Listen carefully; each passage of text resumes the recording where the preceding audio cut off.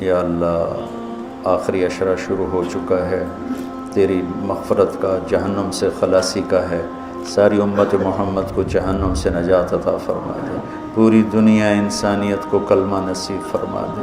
جو تیرے علم میں فرعون ہیں، شداد، حامان، قارون ہیں، ان کے وجود سے دھرتی کو پاک فرما دے اور اسے امن کا، عزت کا، آبرو کا، شرم و حیا کا گہوارہ بنا دے۔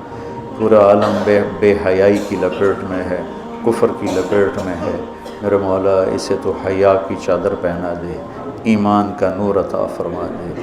یا اللہ تیرے بندے جتنے اعتکاف میں بیٹھ چکے ہیں ان سب کے اعتکاف کو قبول فرما اور ذریعہ ہدایت فرما۔ حرمین میں جتنے تیرے بندے بندیاں اعتکاف میں بیٹھے ہیں ان کے اعتکاف بھی قبول فرما اور ذریعہ ہدایت فرما۔ میرے دیس کو چوری ڈاکے سے بچا، ظلم و ستم سے بچا، قتل و غارت سے بچا، جھوٹ فراڈ سے بچا، سود اور رشوت سے بچا، یا اللہ ملاوٹ اور کھوٹ سے بچا۔ یا اللہ میرے دیس سے تو بدکاری کے اڈے ختم فرما، شراب کے اڈے ختم فرما، جوئے کے اڈے ختم فرما۔ یا اللہ آنے والی حکومت نیک دل، رحم دل لوگوں کی نصیب فرما۔ ہمیں یا اللہ ایسے لوگوں کے حوالے نہ فرما جو بددیانت ہوں، جو دھوکے باز ہوں، جو مفاد پرست ہوں۔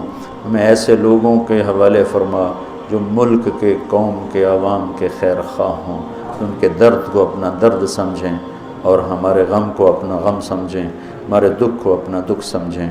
ہمیں ایسے نیک لوگ نصیب فرما۔ یا اللہ جہاں جہاں یہ میرے ساتھ لوگوں نے ہاتھ اٹھائے ہوئے ہیں تو سب کے حق میں ان کی دعائیں قبول فرما، ان کی حاجات کو پورا فرما، آمین۔